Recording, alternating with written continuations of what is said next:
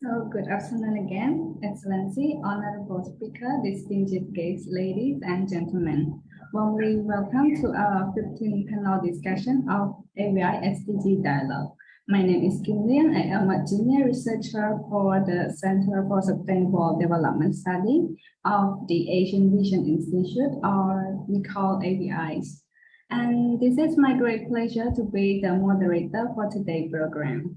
Our SDG dialogue today have brought the 15 topics of our webinar series on the sustainable marine ecosystem management in Cambodia to the floor discussion. And we would like to deeply interested on first, what are the progress and the talent in achieving the sustainable marine ecosystem management in Cambodia. Second, what are the key interventions being implemented to support sustainable marine ecosystem amid the COVID-19 pandemic? And last but not least, what are the proposed short-term intervention and long-term strategy for supporting sustainable marine ecosystem for the post-COVID recovery? So, Excellency, Honorable guests, ladies and gentlemen, in this meantime, we are honored to have our permanent leader and researcher in our diverse development field who will deliver their valuable comment in our program today. So before starting our program, please allow me to introduce our honorable speaker who are waiting on the screen to share their presentation and comment on our program.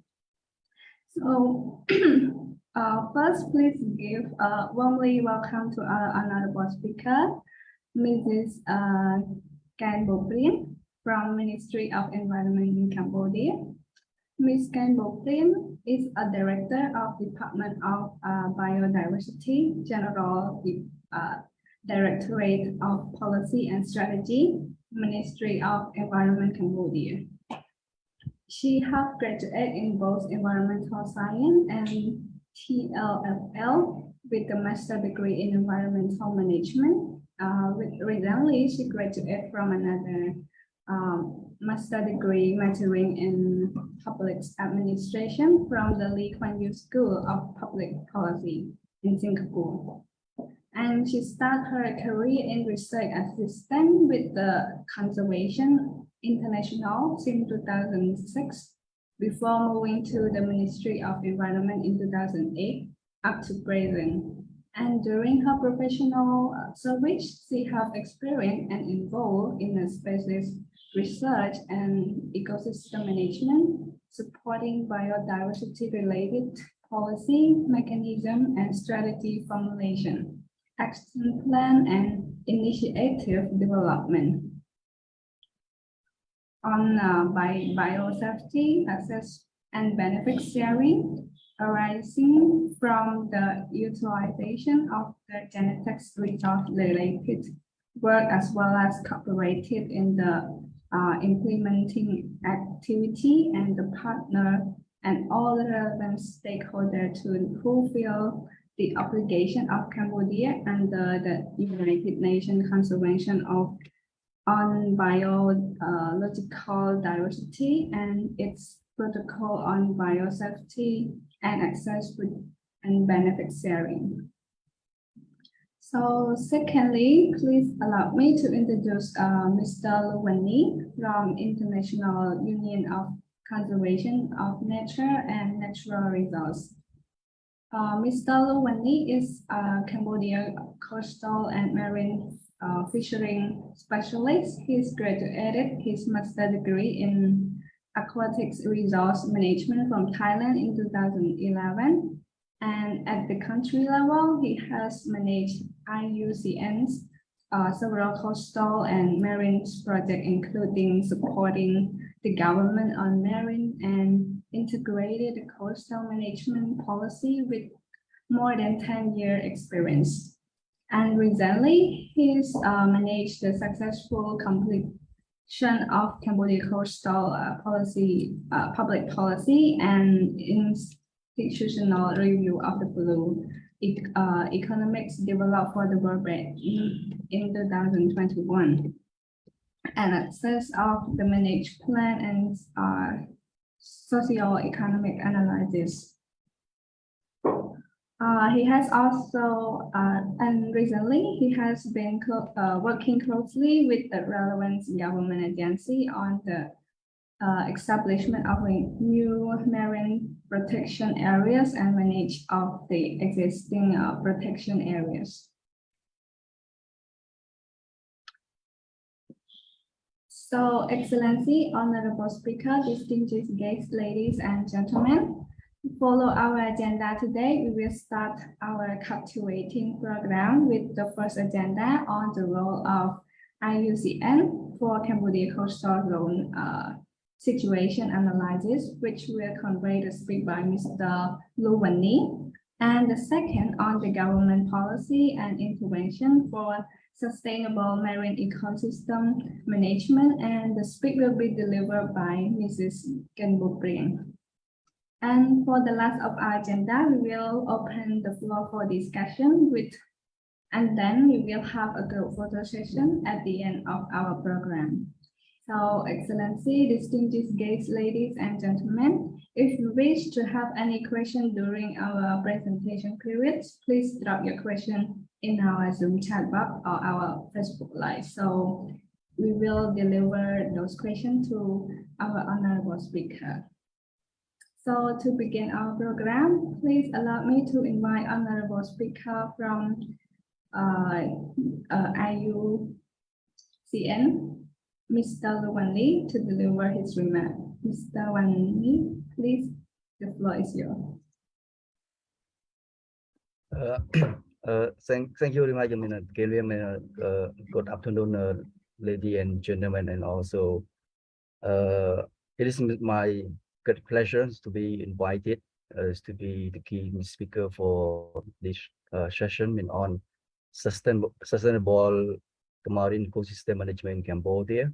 And first of all, let me introduce myself. I'm Lu Wan-Ni, the coordinator for IUCN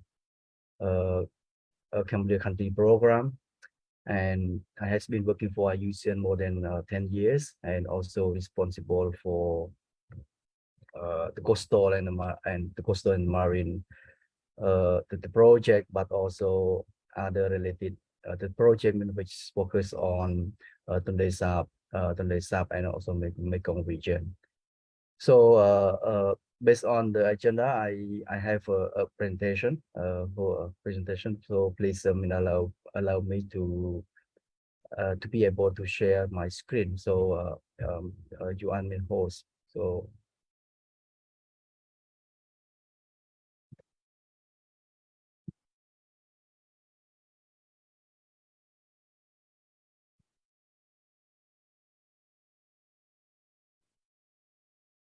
please enable so I can share my screen from here.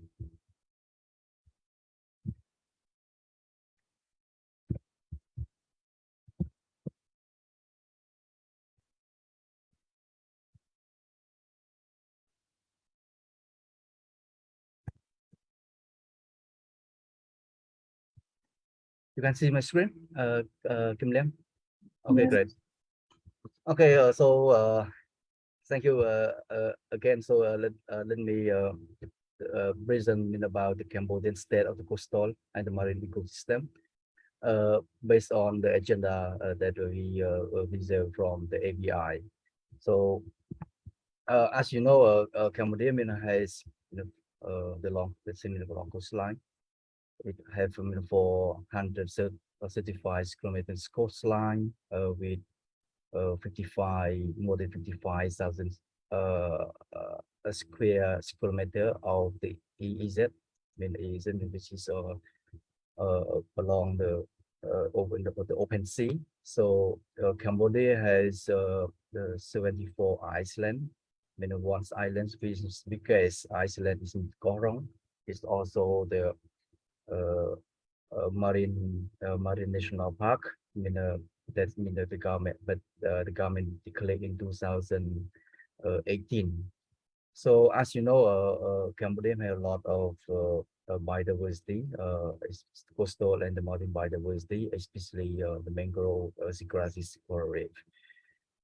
with the estimated economic value were 200 million to more than 500 million US dollar per year. That this is mean the economic value provided by the ecosystem services in Cambodia.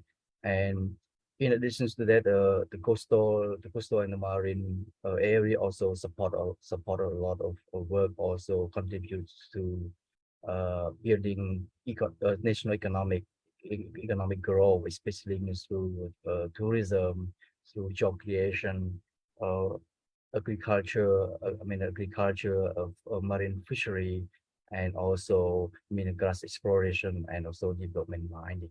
So this is the massive the benefit that provided by the coastal and the marine ecosystem services.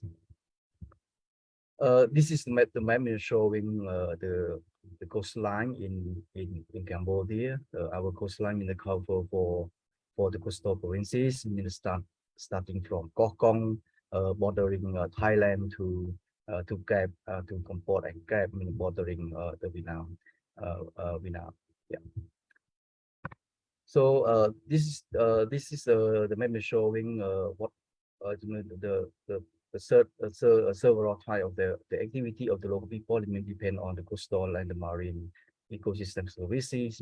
So like the fishing,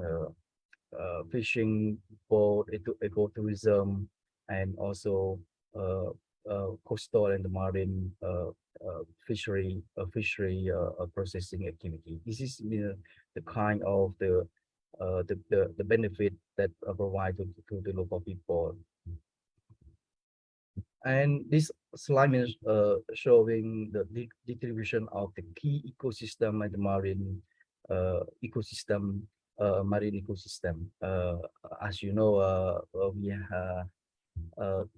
there are three key ecosystem, the type of ecosystem: the mangrove, the seagrass, and coral reef. When we look at this table, the mangrove located in Koh Kong province, has been the largest practice of the mangrove in the Koh Kong province as compared to other provinces. Similarly, in Brazil, coral, seagrass in Kampot also have the largest practice of the seagrass, and followed by the seagrasses in Koh Kong, and also coral reef in Brazil have a lot of the largest area of the coral reef in Brazil. And if you look at the estimated mean average net economic value, the seagrass have provided a lot of economic value to the ecosystem services. And this graph is showing the existing protected area under the jurisdiction of the two main ministry, Ministry of Environment and the Ministry of Agriculture, Forestry and Fishery. If we this table showing the already established marine protected area, and also some other protected area which is under the progress is to be established for other marine protected area, and also marine fishery management area. So if we look at the last step, the last rows, the Koh Kong Krau, Kampot marine fishery management area, and the coastal archipelago. And this mainstream area as under the progress for the new protected area and the Ministry of Environment for the Koh Kong Krau, and other two Ame from A, Gopot Ame from A, and Coast like Archipelago will be under the jurisdiction of the Fishery Administration of MAF. And this is mean the area that will be established by the Ministry of Environment and the Fishery Administration. And this photo is showing the vulnerable species of the Irrawaddy dolphin. I mean, the present in our marine in our sea. This species also play very a significant role in promoting ecotourism, which is generating income for the local the people living along the coast, who can get benefit from the ecotourism activity. As you know, Cambodia have a lot of law, the policy and strategy related to the coastal and marine ecosystem management, like law on protected area, law on the fishery, and also some kind of the policy and plan and so strategy related to the coastal and the marine ecosystem management and protection in Cambodia. And this slide is showing institutional arrangement, uh, uh, which mean have several the key agency, key agency responsible for managing and protecting and developing the plan and also the project related to the coastal and the marine. As you know, like a national committee for the coastal management development in Cambodia, national committee for the maritime security, ministry of environment, the fishery administration, subnational administration, and also community protected area and community fishery. In all, these actors play very important role to managing and protecting all the good ecosystem, coastal and marine ecosystem, yeah, in Cambodia. And this also the snapshot of the NGO, actually involving in supporting the coastal and the marine ecosystem management, like in IUCN. We have a lot of we have many working experience in Piem South, Wildlife Sanctuary in Kong Kong. We have a lot of the project working on the ecosystem management, livelihood, and also assessment and the survey, and also FFI, WCS, MCC Marine Conservation of Cambodia, Wild Line, FACT, Cloud Play, CIFTEC, and Samsung Foundation. Means all the NGO is are very active and also play a very important role with the government to protect and the management the coastal and the marine ecosystem in Cambodia. As you know, we have a lot of biodiversity along the coast and also the marine ecosystem, but also at the same time, they have a lot of challenges, many threats, and also identifying the key driver of changes.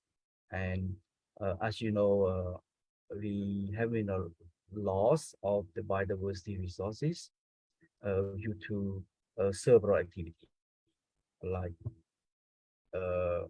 encroachment for the private ownership, lack of the clear coastal land use zoning, destruction fishing measure, and also economic land concession. So this kind of the activity have the the impact on the biodiversity resources and also contributed to the habitat degradation and also destruction. And the second threat over exploitation of the coastal and the marine resources conducted uh, by unsustainable fishing activity like trawling, flying meshes, and also uh, this is the key the key threat to the marine resources conducted by a group of the illegal the fisher in the marine in our waters. And the pollution plus marine plastic is also key concern, and also already happening now. When you go to the sea, to the coast, to the coastal area, you can see some kind of the unretreated waste management along the coast, and this is, and also the marine plastic also key concern to some species conservation like the dolphin, dugong, and also sea turtle. So this is the main threat to the marine animal. And the coastal urban development, as you know, we have Cambodia have a lot of the coastal development activity like the international seaport development, hotel construction along the coast. So at the moment, the other provinces don't have the coastal land use zoning, so sometimes it's hard to provide the correct land use guide and for which areas should be allowed for what kind of development, what areas should be allowed or reserved for the coastal and the marine protection, which areas should be allowed for development, ecotourism. This is kind of the land use zoning that carry out, should be conducted, to have a proper land use planning along the coastline. IUU fishing is also the key threat to the marine environment, marine resources, conducted by a group of the boatmen who have a lot of modern equipment.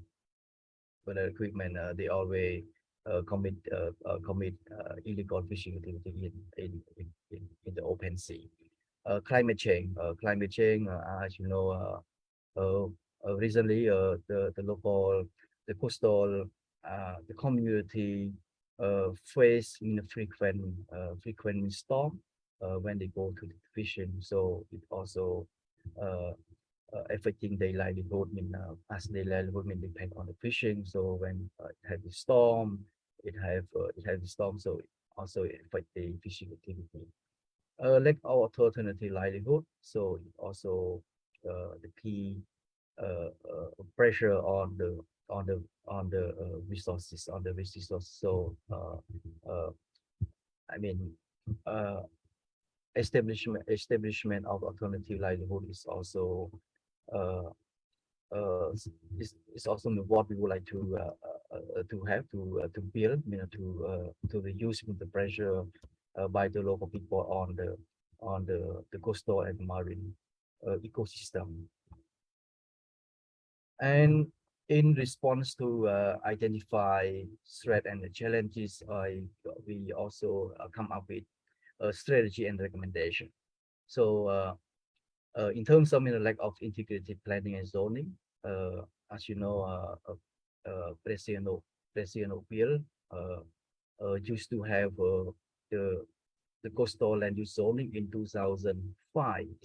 It almost 20 years ago. So it is in the right time to update the coastal land use zoning for the President. But if we look at the other three coastal the provinces, they don't have yet the coastal land use zoning. So it is very important that we have to focus on the integrated planning and zoning along the coastline. Protected area, marine protected area, also challenged by low capacity, lack of the budget resources, poor or limited interagency coordination. This is some kind that we would like to address to improve the effectiveness of the marine protected area management and the protection. So, and also boundary demarcation and the signboard. This is kind of the key requirement that to contribute to effectiveness of the management, the boundary and the signboard. And capacity building also much needed for the subnational level, especially in the ranger community sub the national staff related to they also involved in the marine ecosystem management. So this is they have a lot of identify knowledge gap that had to address, like the zoning biodiversity assessment, community-based monitoring and evaluation. So this is some kind that the capacity gap that we would like to address. Again, sustainable financing. So with the private sector is also the key element that we would like to look at. We would like to think about for supporting the site level management and the protection. So as a recommendation, Cambodia should explore the policy to require private sector operating on the tourism activity that contribute to some amount of the budget from the profit that can be used to support the marine ecosystem management and the protection, and also support the livelihood and the site level. So the second recommendation to conduct a study to identify the private sector, private company that benefit from the marine ecosystem services. The public awareness and the community outreach. So it is very important that we have to increase the understanding of the key relevant stakeholders, especially the community, the fisher, and also outsider, about the key value or key importance of the ecosystem services and the key issue that the marine ecosystem is facing, like marine debris, marine plastic it's happened due to the human activity. And more scientific research and the survey, it is also the most important the element or the part that we had to focus. So at the moment, Cambodia doesn't have updated data on the biodiversity and also economic value. Sometimes, for example, like we don't have the seagrass economic value when we don't have the clear fact or the figure on the economic value of the seagrass. So sometimes it has to convene or to lobby the policymaker to protect the seagrass. And again, the biodiversity, the marine biodiversity data is also still lacking, that we have to focus on from the biodiversity survey, that we can collect more data for planning, for the decision making, for creating new protected area to protect those vulnerable and endangered animal species in the sea. Yeah, thank you very much. Thank you. Thank you so much, Mr. Wanni, for your really interesting presentation. And that would be a good start for our discussion later. And for the next of our agenda, I would like to invite honorable speaker from Ministry of Environment, Mrs. Cambodia, to convey her remarks. So, Mrs., please, the floor is yours. Thank you so much, Kim Liang, for giving me the floor, and thank to Mr. Vani for provide a very good background to the issue related to the marine ecosystem in Cambodia. So I also have the presentation to share. So let me share the screen first.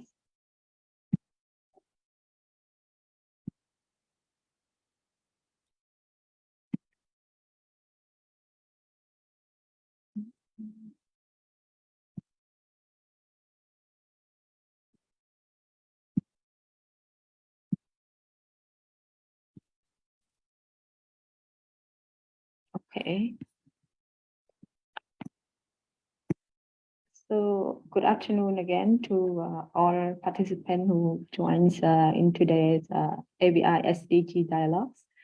Let me introduce myself again. My name is Bopriang. I'm the Director of Department of Biodiversity in the General Directorate of Policy and Strategy from the Ministry of Environment. And it is very good opportunity and my pleasure to join the session today. So I will share some information related to the Ministry of Environment's intervention and policy for the sustainable marine ecosystem management.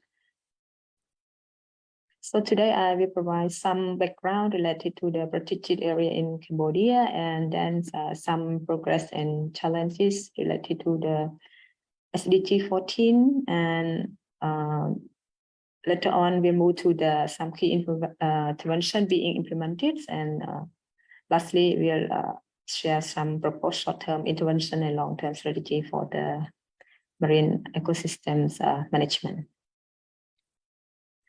So for the protected area in Cambodia, back in 1993, Cambodia has established only 23 protected areas covering about 3.3 million hectares, which equal to the only 18% of the country land area. But from 2016 until now, Cambodia has established up to 73 protected areas and 3 biodiversity corridors, covering around 7.2 million hectares, which equal to the 41% of the country and area. So if we look at the pie chart here, we can see that for the Marine National Park, we have only 2 for now. And the National Park, we have 10, and National Heritage Park, Natural Heritage Parks, we have 13. In Ramsar side, we have 5 sites. Multiple use area, we have 10, and protected landscape, we have 14. And for the biodiversity corridors of protected area, we have 3. So regarding the progress toward the SDGs Goal 14, which aim to conserve and manage the use of ocean, sea, and marine resource for sustainable development. For the government have identified the priority in the rectangle strategy in the phase 4 to continue to implement the National Action Plans on Green Growth 2013 to 2030, and also to continue to implement the Cambodia Climate Change Strategic Plan 2014-2023. Also continue to implement the National Environmental Strategic and Action Plan 2016 to 2023 also. And one more thing also, National REDD+ strategy and the National Strategy for Protected Area Management from 2017 to 2031, as well as the National Biodiversity Strategy and Action Plan 2016, which are the key strategy that contribute to achieve the SDG Goal 14 to conserve and manage the use of ocean, sea, and marine resource for sustainable development. So for the progress, for now, as I mentioned earlier, we have established the two marine national parks, which is Koh Rong and Sihanouk Riem, that has just recently changed the name to the Marine National Park. Before it just Riem protected area, something like that. Yeah. And Ministry of Environment also continue to implement the sea pollution from land management plan by providing capacity building and delegate the authority of the solid waste and wastewater management to the subnational levels, both the budget and also the responsibility.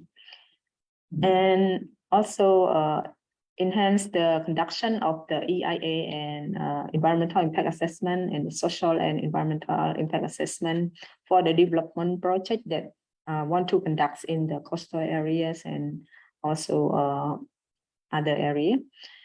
And Ministry of Environment also identified the preventions and reduction in environmental pollution restoration measures in the environmental management program for those development projects, and also the monitoring mechanism to monitor all those projects to ensure that it does not harmfully affect the marine ecosystem. And also we have established the financial framework for the National Adaptation and Action Plan for Cambodia to mobilize the resource, including the coastal area protection and restoration, that like the ministry can request to have the grant support to implement their activity related to the coastal area protection and restoration. And Ministry of Environment also develops the Cambodia Climate Change Strategic Plan for the 2014 to 2023 to ensure that the climate is resilient for the key ecosystem in Cambodia.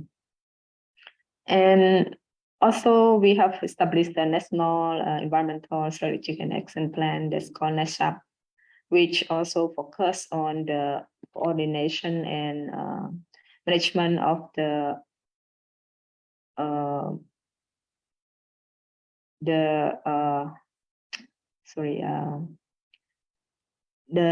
key activity that I'm sorry, the what we call right, it's what I forgot the word, which manage the activity that dig the in the ocean. Yeah. And also for the Ministry of Agriculture and Fishery, Forestry and Fishery also develop its fishery strategic framework for 2010-2019, and for the fresh and marine fishery resource management, and continue to implement those activities with the 7 key strategy, including maintaining and protect the ecosystem to support the fishing activity at all levels, to be sufficient and sustain to fulfill the need of the people. And second, like they try to increase the fish aquaculture at the right field, and also they support the small, medium and large scale aquaculture. And fourth, also the marine resource developments. And fifth, they try to promote the fishery year initiative, like products that have to be made after they collect their yield. And also six, they try to increase the fishery productions and fishery yield in the national market and international markets. Yeah, and The seventh one also the support for the livelihoods improvements and option outside from the fishing. So move to the challenge. Due to the rapid economic development in the coastal province, it has a lot of challenge, especially in the Sihanoukville recently.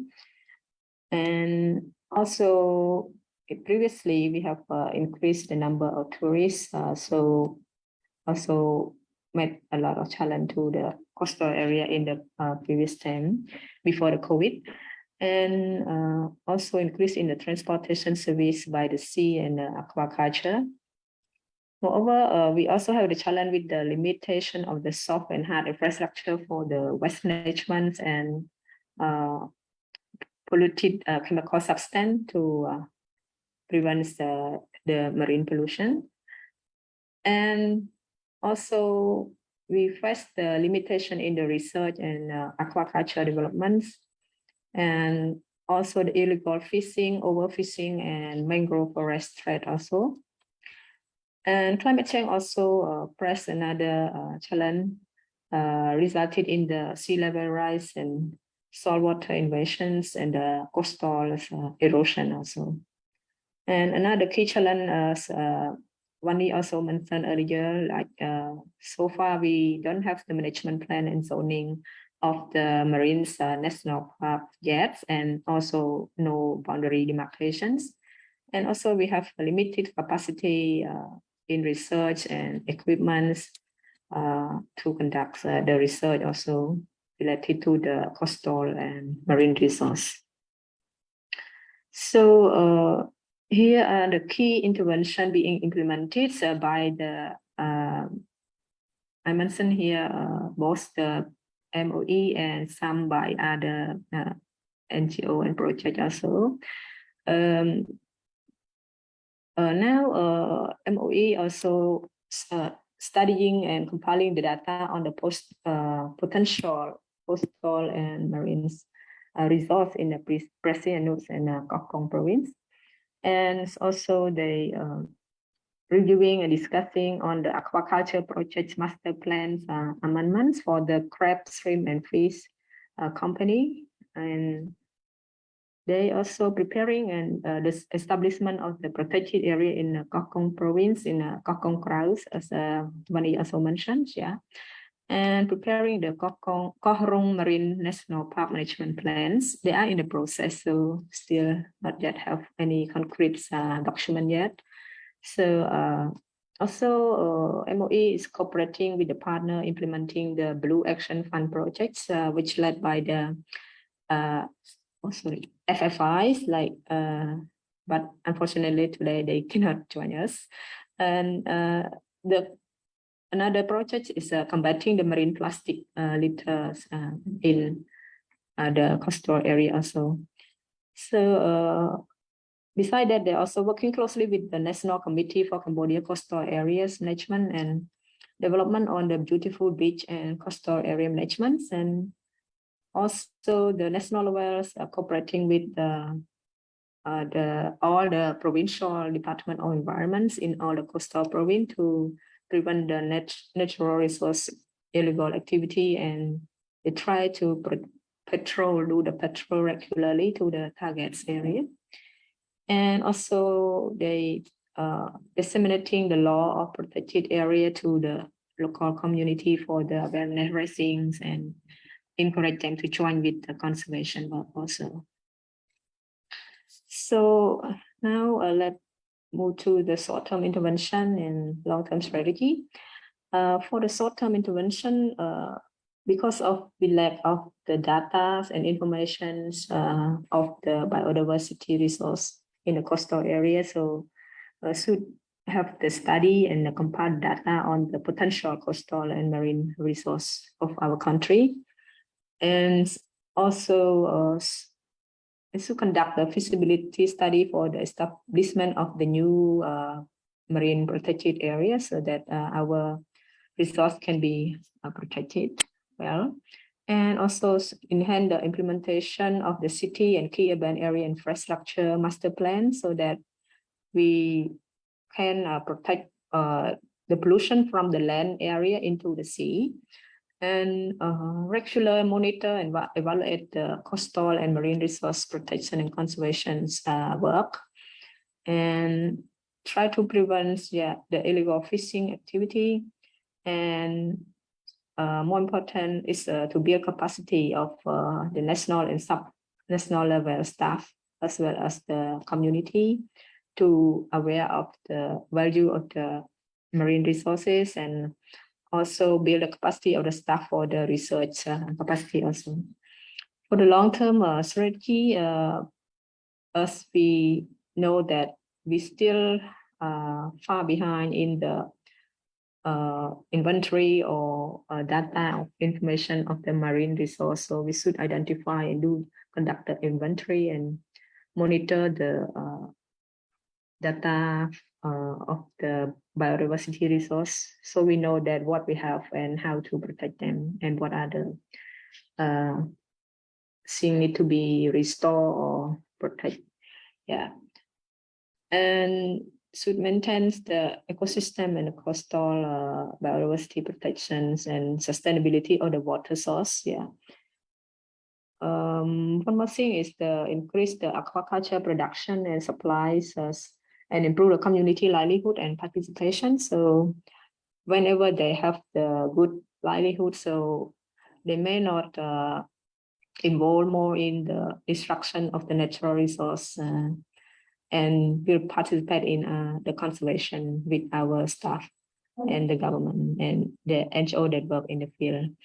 And also strengthen the solid waste and wastewater and harmful chemical substance management and source of pollution control mechanism, because of a lot of marine resource also die or cause a lot of harm from the plastic waste and other things.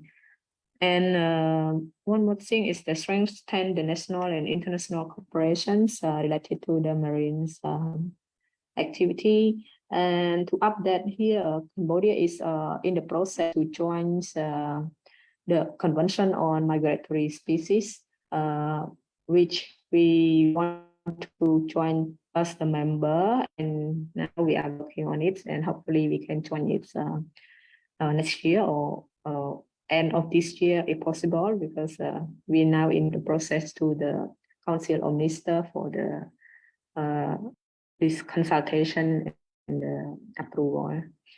And one more thing is the most important thing is the resource mobilization, because of our national budget is very limited. We need to see in our strategic plan and action plan that we have developed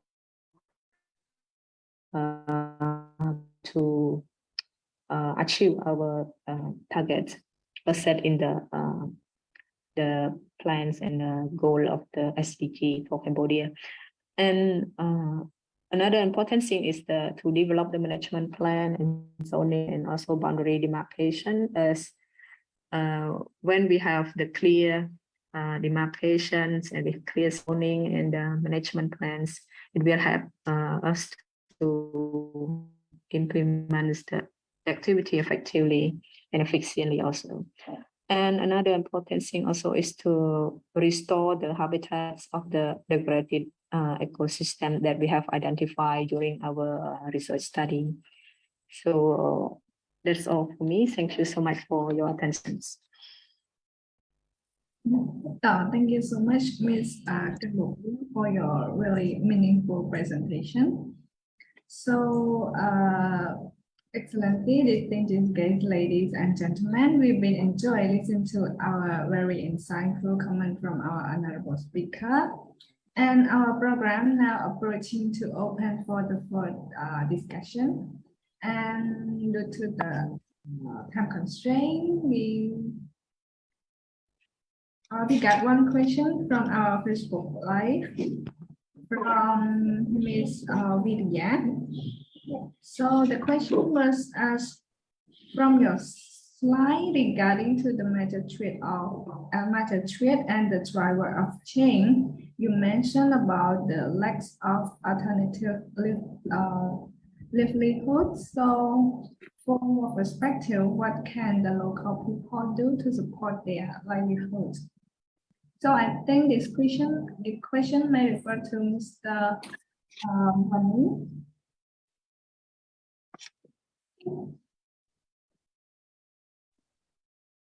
Okay, thank you, Mike, for the question that referring to the alternative livelihood that community can focus on.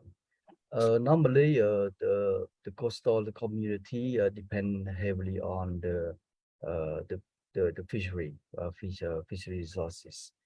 So based on our experience, we can focus on other alternative livelihood, which focus on the I mean processing of the fishery resources, like shrimp paste, or dry fish, or other the dry fish processing, which is also alternative livelihood. In addition, focus on the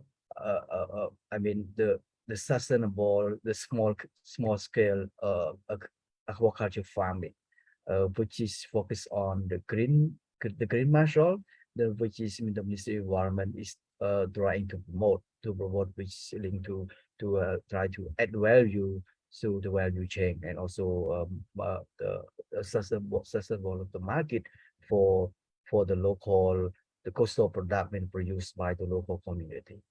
And this is the what that we already see opportunity for alternative livelihood, and the way that we can promote more sustainable livelihood of the coastal community that they can focus on. Yeah, thank you.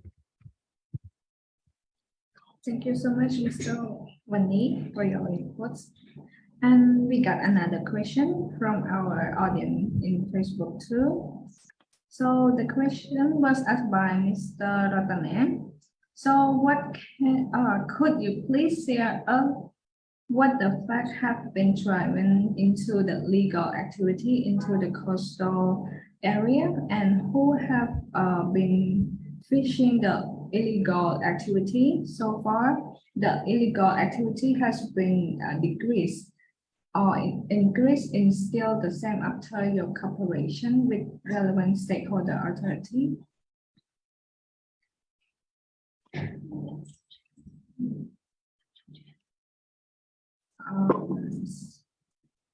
So, do you get the question?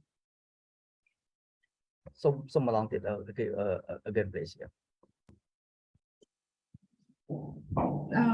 Could you please share with us what the fact has been driving into the illegal activity in the coastal area, and who has been fishing the illegal activity?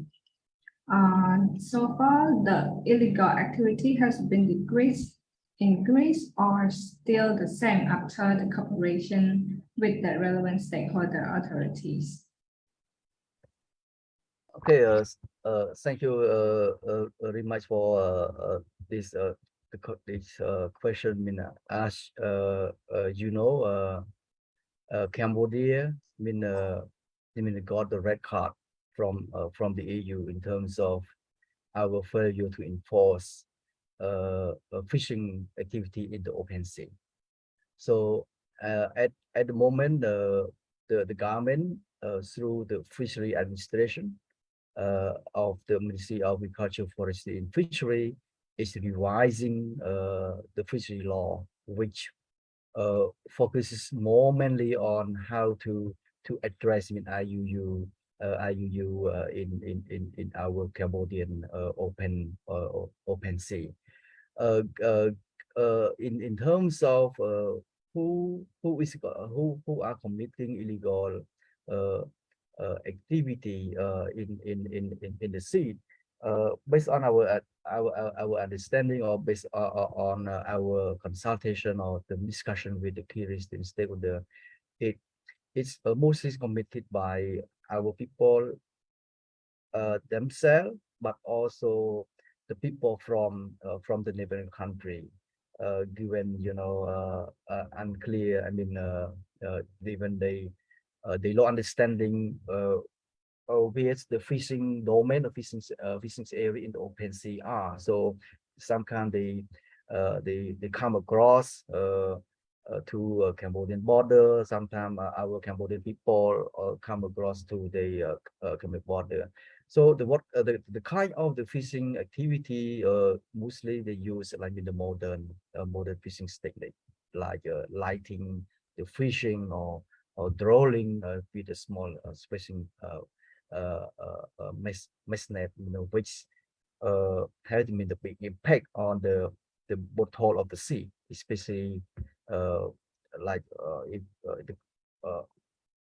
close to the the the the coastal area like the seagrass, the drawing which with the small mesh, which is in prohibited fishing gear, so it's completely destroyed the ecosystem at the bottom of the sea, like the seagrass, which provide the natural habitat for some kind of the species, also habitat for the dugong, and this is kind of the harmful activity that we should protect or prevent. Yeah, thank you. Thank you so much, Mr. Wani. So, what about Mrs. Kanwopriang? Do you have any input or comment on regarding to the same question?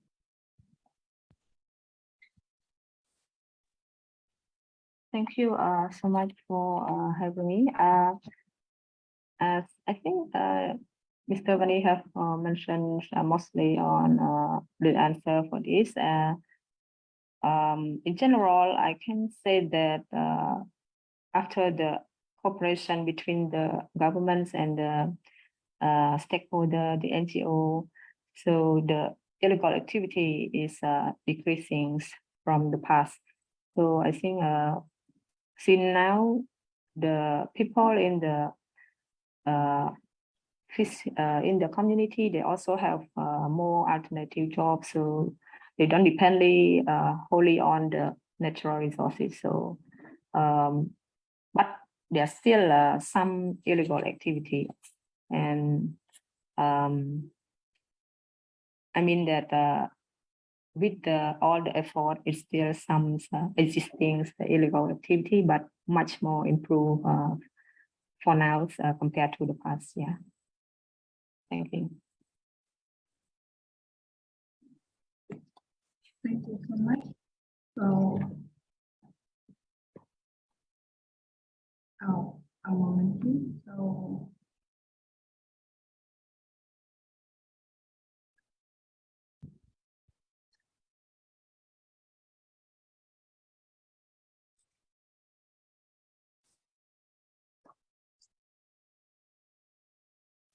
So the next question, would like to refer to Mr. Luwani.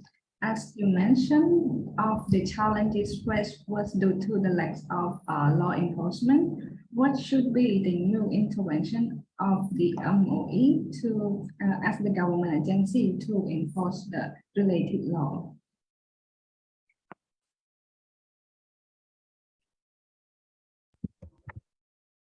Thank you very much. I would like to raise one example on the Korong Marine National Park. Based on my presentation, if we look at the size of the marine park, again the number of the ranger, which is incompatible with the with the area of the area and the number of staff. So this is the key issue that the Ministry of Environment should consider.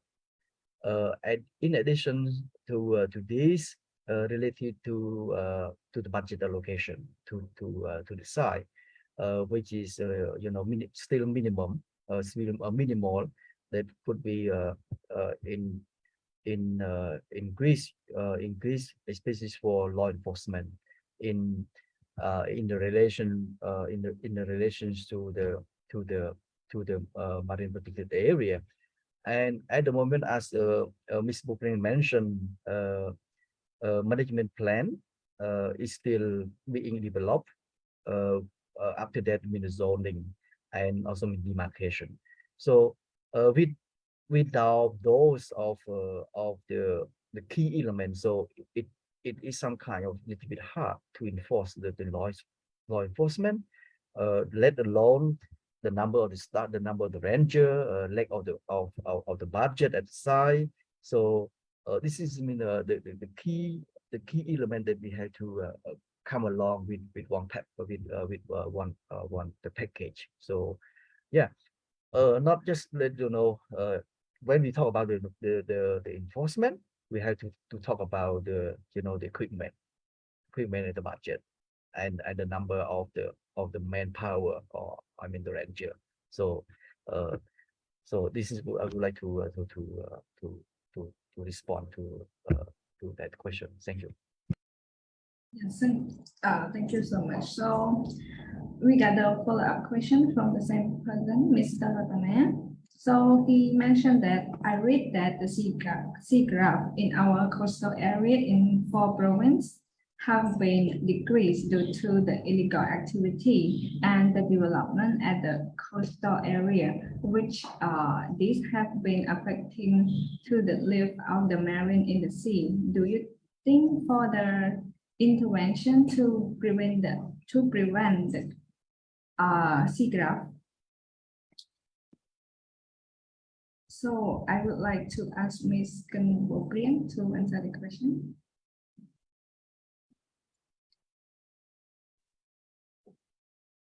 Thank you so much for the questions.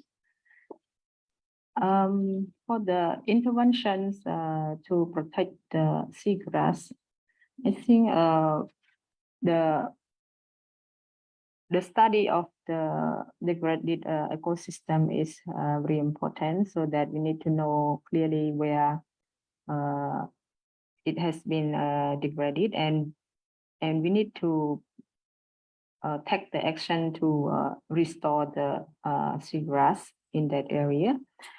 So I think MOE is in the progress in the study of the marine resource in the coastal areas, and also have the plan to restore the habitat or the ecosystem of the marine resource in the target provinces.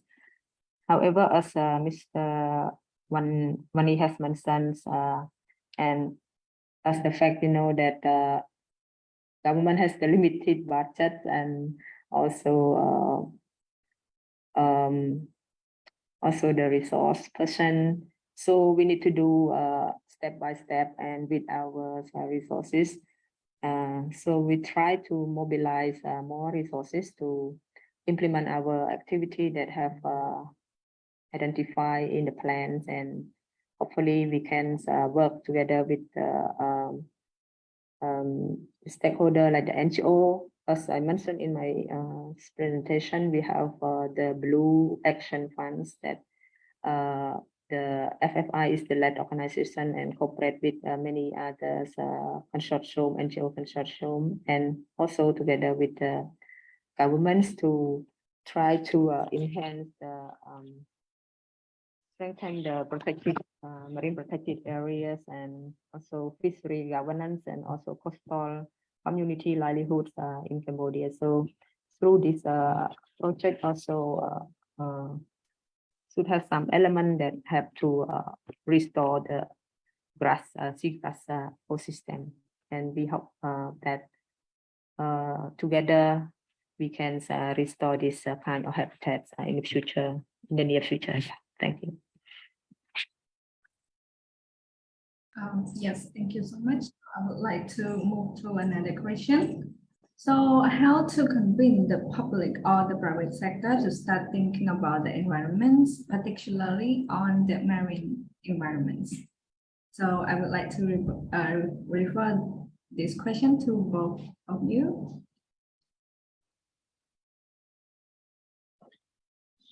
So I may ask Mr.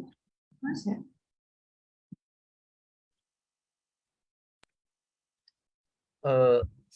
Thank you, Kim Liang. Before I answer the question, I would like to add a little bit more what Ms. Bopriang mentioned about the seagrass protection or conservation intervention effort.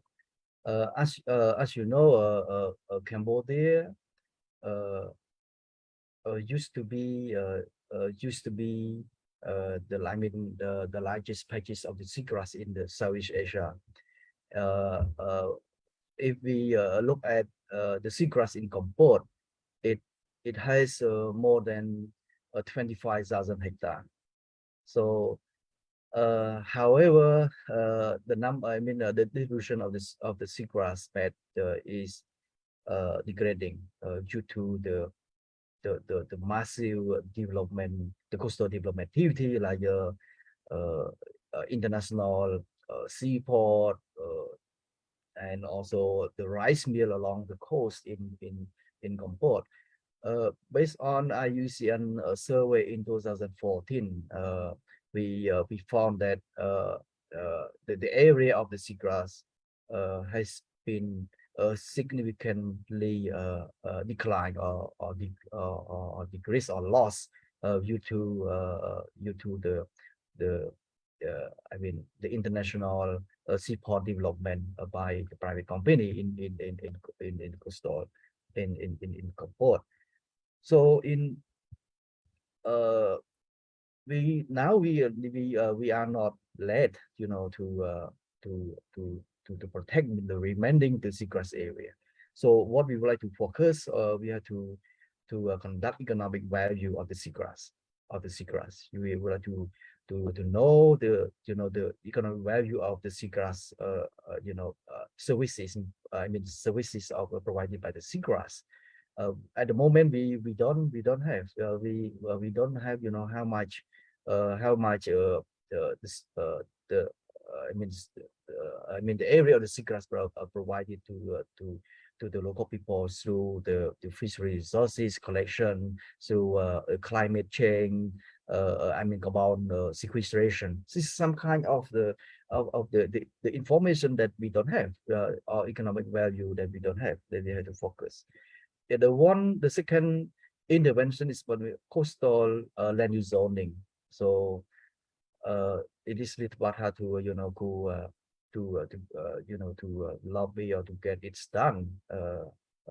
It's a little bit late, if you look at, if we visit the coastal area in Kampot, it's have a lot of development activity. Developed by the private company through economic land concession for international seaport, rice mill development, etc., etc. So at the moment, the fishery administration is in the process of developing or creating a new protected area. The term of the fishery administration, they use a marine fishery management area in Kampot to try to protect it in seagrass. So the process seems to be hard, seems to be difficult along the way. So who know in the process, it can be approved or it cannot approve. That's why the economic value is one of the key required the element that we can inform to the policymaker supporting conservation to the conservation. Yeah, and this is what I would like to add. Yeah, thank you. Yes, thank you so much. I would like to ask another question that I have been asking earlier. So The question is how to convince the public or the private sector to start thinking about the environmental, particularly on the marine environments. So, yes, Ms. Cambodia, if you don't mind, please share your thoughts. Yep. Thank you so much again for the questions. I think to engage the public and also the private sector to join in the marine ecosystem management, I think awareness raising is very important because if we don't give the value to the marine biodiversity or ecosystem, the people will not understand the economic value or benefit that they can get from the natural resources. And so when we provide the education or awareness of the importance of those resources, so that they can know that what they can get from those resources, even like not in monetary value, but it can be non-monetary values, like they can live in the environments that is healthy, they can reduce their health problem or something that can result from the good or healthy environments of the marines and coastal areas.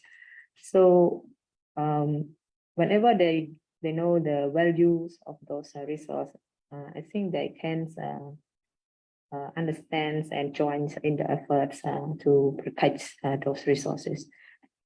Besides the value, maybe we can also educate and provide the awareness raising through the national campaigns regarding the negative impacts of the loss of those resources.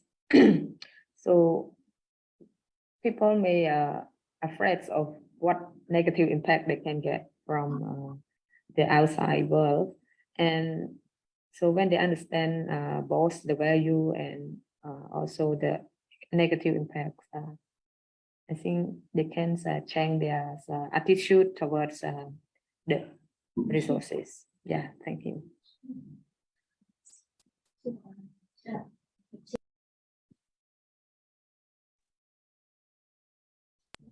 Thank you so much. So, Mr. Wang Li, do you have anything to add on this question? Thank you. From my perspective, I have made several key thought about that. The first one, in terms of economic value of the key ecosystem, like in the mangrove, seagrass, and the coral reef. So we at the moment we don't have the scientific or economic value of those the key ecosystem. One more thing, biodiversity survey is the part that we have to focus. For example, like we don't have any the scientific data on what kind of the biodiversity that we don't don't have yet. The whale, let's say the whale or dolphin. IUCN conducted the survey of the dolphin in the Kokong, but other provinces we don't have any data on the distribution of the dolphin. As you know, when we have the clear data on the number of the dolphin, we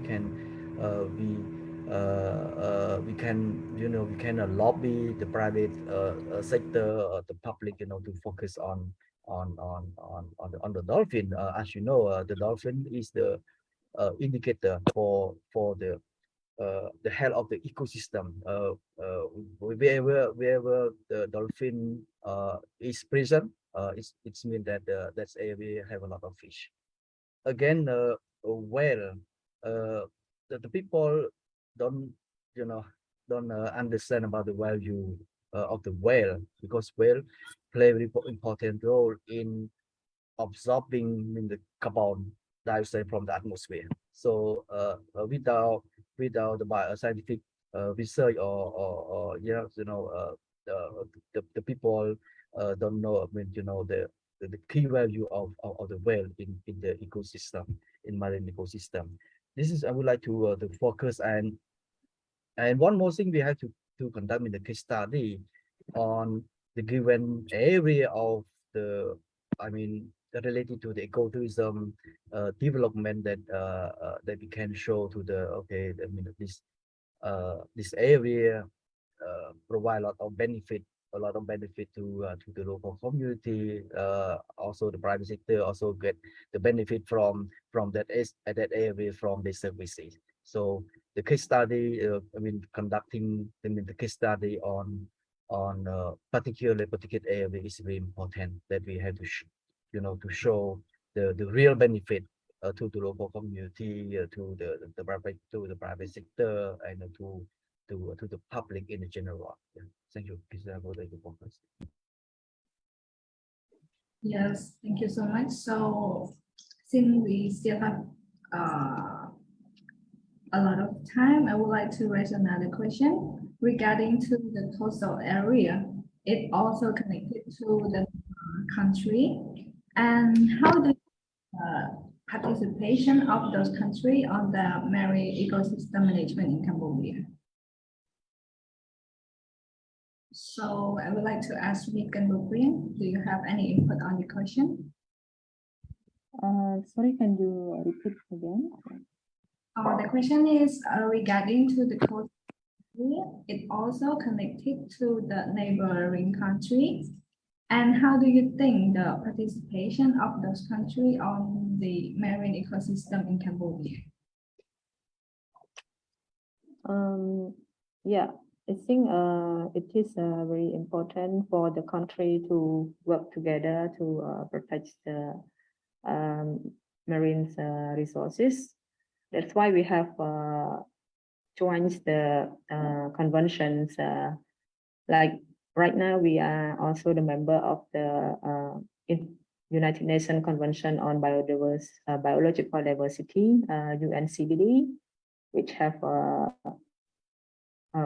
more than 193 countries as the member, and also Cambodia, as I mentioned, we are we are in the process to join the Convention on Migratory Species, which plan to join efforts to protect the species that move around across the country to from one country to another country. For example, the sea turtle or whale or the other marine species. The conventions and others framework international treaty, the country has the legal obligations to help each other and work with each other to protect the kind of species. And we have the international law to comply with, so that each country has to respect and each own country's jurisdictions, and have to join implement the activity to protect those resources. Yeah, so their role is very important for the activity like the transboundary conservation work. Yeah, thank you. Yes, thank you so much. So I also would like to hear from Mr. Wani for the same question as well. Please, Mr.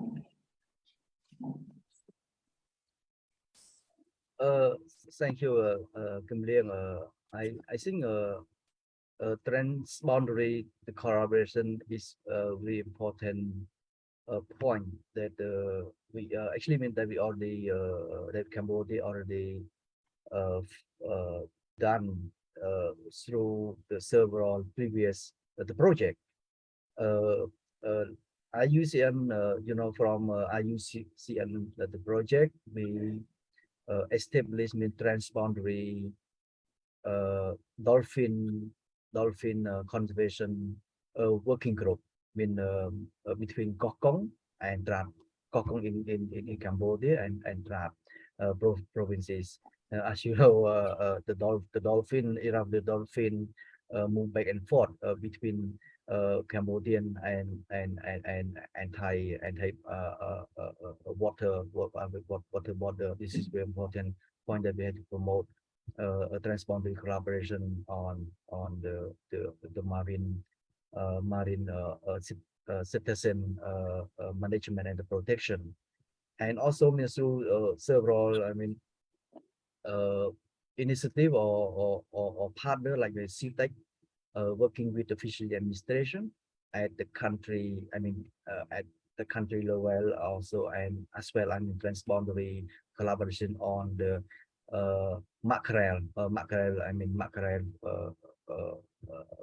protection, and protection. So it is really important that that we have to keep our momentum, to collaborate with the neighboring country, Vietnam and Thailand, to protect the marine species, but also how we can collaborate to address IUU, between Cambodia, Vietnam, and Cambodia, Thailand. As you know, Vietnam side is trying to remove the yellow card from the EU in its effort to address in IUU. So similarly, Cambodia, is try our best to get the red card lifted from the EU through the national law reform, as well as transboundary collaboration to address common illegal and common coastal and marine management. Yeah, thank you. Yes, thank you. So we got another question from our audience. So she or he, I have a question to both Mr. Wan Ni and Mrs. Bo Prien. Despite all the challenges and that were mentioned earlier, do you think Cambodia can achieve the 14 by 2025 or 2030?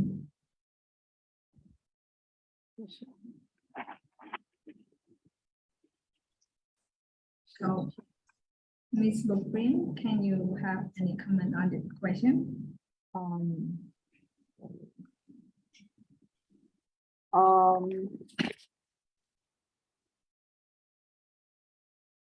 So the question is about achieving the target SDG 14 by 2025 or 2030, right? Yes. So far, we only have the data for 2019 for the achieving of the progress and achieving of the each indicator of the goal 14, and based on those data, it seems many indicators we have on the right track.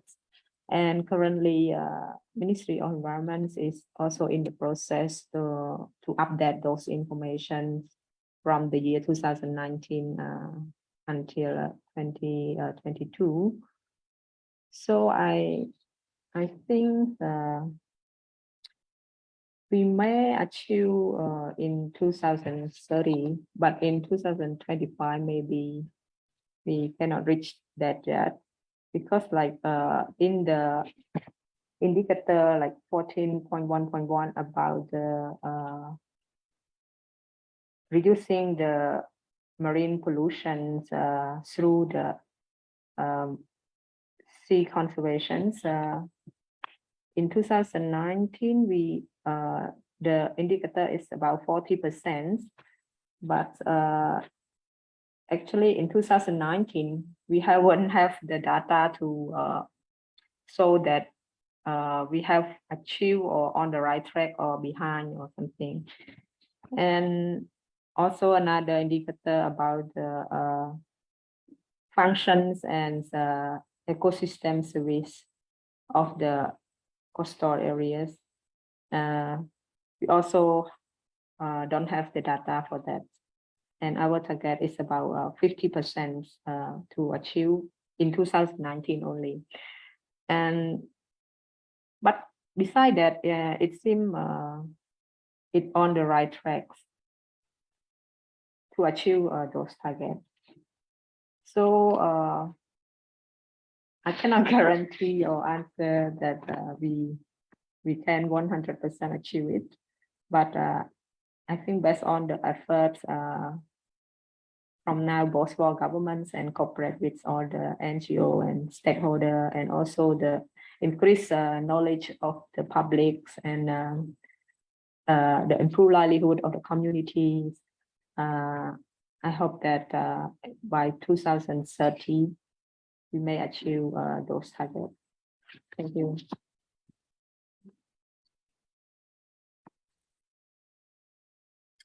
Yes, thank you so much. So, Mr. Wan Lee, do you have any comment on that question? I fully agree on what Ms. Mupriang mentioned about Cambodian effort to achieve, SDG 14. About the marine, about the sustainable use and protection of the ocean, the marine ecosystem. So to me, Cambodia make very good the progress in the process of achieving the SDG of the 14. If we look at one indicator, about at least 10% of the coastal and the marine ecosystem. So as you know, now the government is in the process of establishment of at least 3 marine protected area. Like we just already mentioned, Koh Kong Krao in Koh Kong, Koh Slide, AVI-SDGs in Koh Kong, and also Komport in AVI-SDGs in Komport. So this is the government contribution or effort to achieve it, and this is what I would like to add to what Mr. mentioned. Thank you.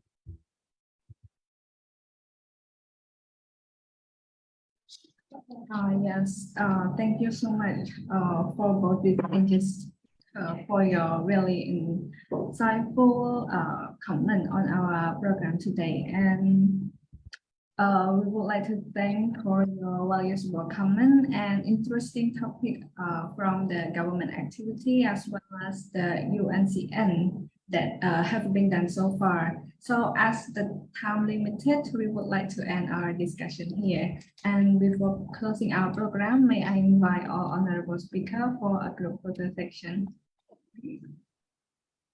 So I will count to 3. 1, 2, 3.